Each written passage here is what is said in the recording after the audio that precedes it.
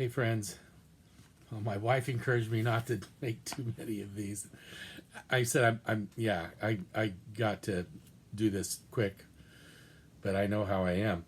But I got to say first of all that this book has actually had a pretty strong impact on me in a lot of the ways that we've talked about in class already. I'm going to pick up at 173 and try to zip through the end, highlight some things. It's not. I know that you can read it on your own.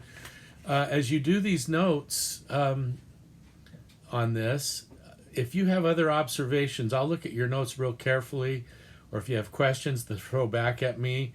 In other words, it isn't necessarily just write down stuff I say and let me look at what you got.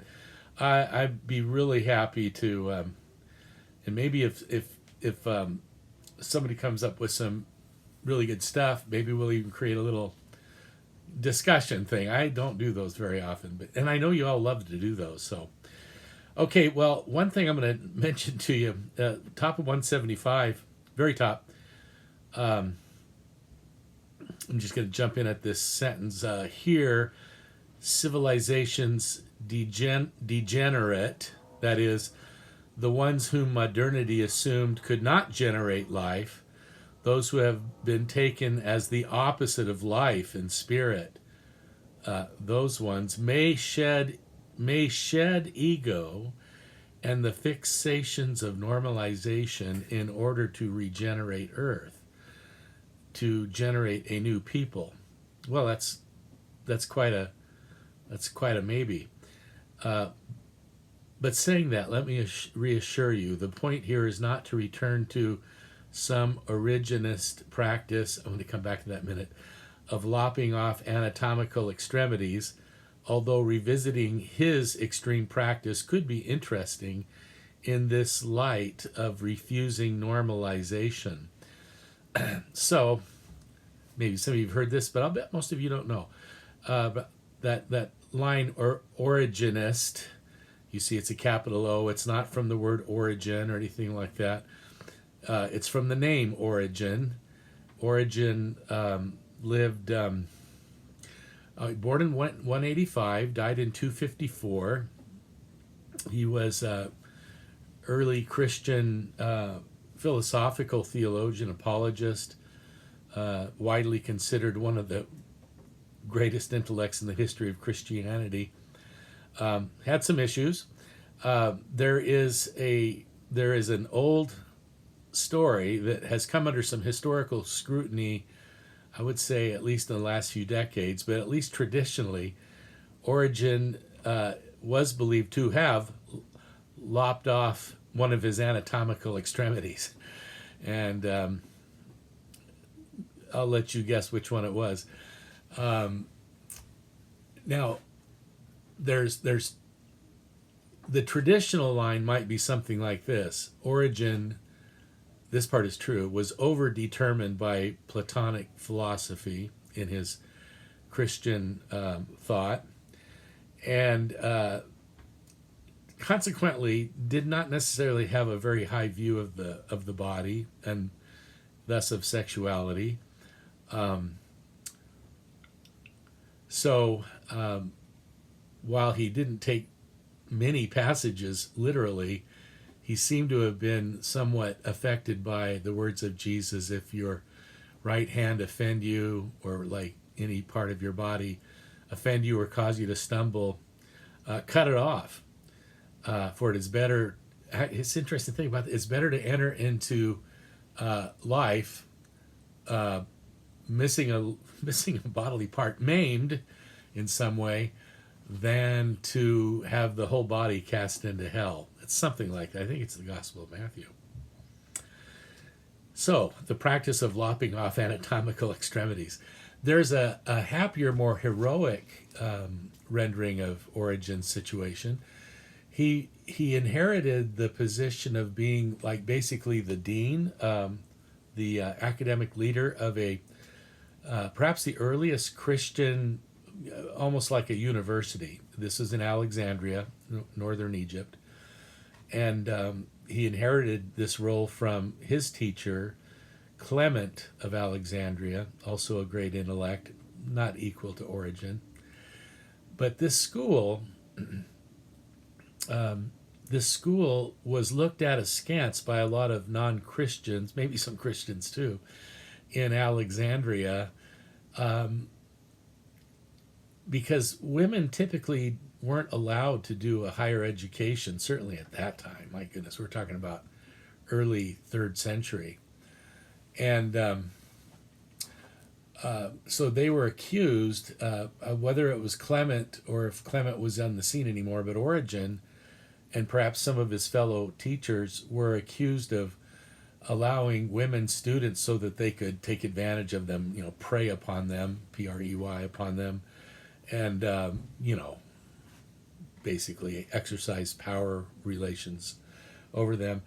And so the heroic version of Origen's story is that he underwent self-castration as to remove at least a lot of the rationale for such a accusation or suspicion. So that's Origen of Alexandria, and there's so much more we could say, but what I've just told you is obviously the pertinent stuff. So it's interesting, he says, revisiting his extreme practice, again, if it actually even happened, could be interesting. It could be interesting, she says, in this light of refusing normalization. Obviously, normalization would, well, you get it. So I thought I'd just mention that to you. Also, this is really interesting. Very next page, I'm not making much progress, am I? Last full paragraph. Indeed, pain has the capacity, I'm going to leave the stuff in the blanks out for a minute, or the dashes, has the capacity to break down dualistic thought, to dethrone the ego. Boy, that's for sure. To locate us within an experience of the world, quote, in the mode of acceptance as it is. By inducing the body's own cannabinoid system, I guess the body's capacity to sort of, what's a good word here?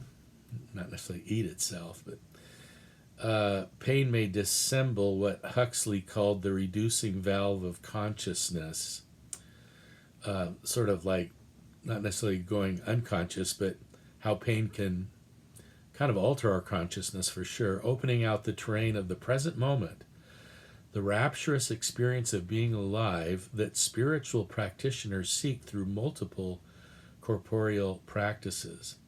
The rest of the paragraph's very nice too.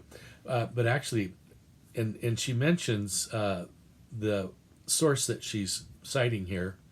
You see that it's Linda Holler, and the book is Erotic Morality.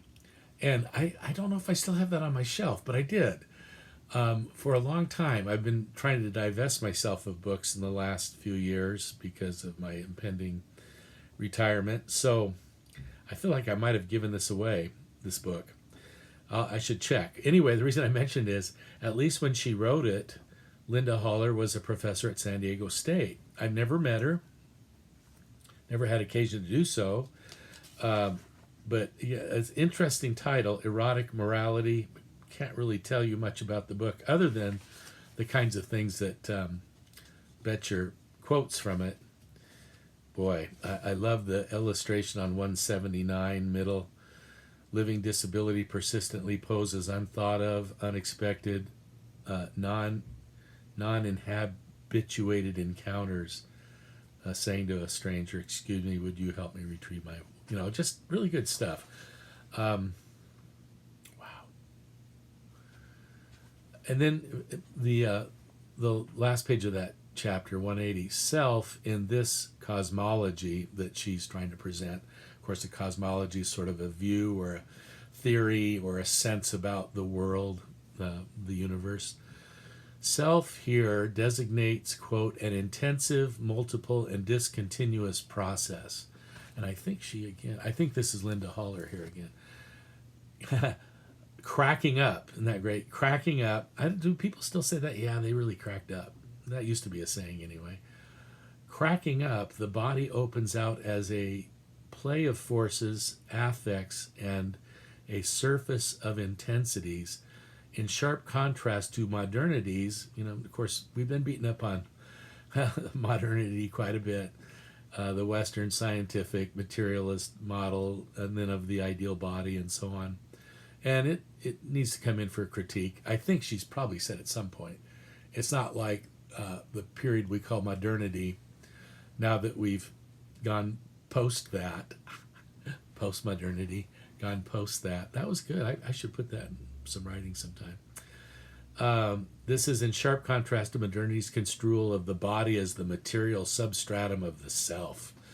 A self-identified, identified with consciousness and enduring selfhood as territory enclosed by the projections of the ego. Man, illness, sickness, fatigue, pain, disability, all of these can be among the sensory quakes that strike below the belt of the general habits of stereotype, category, recognition, representation.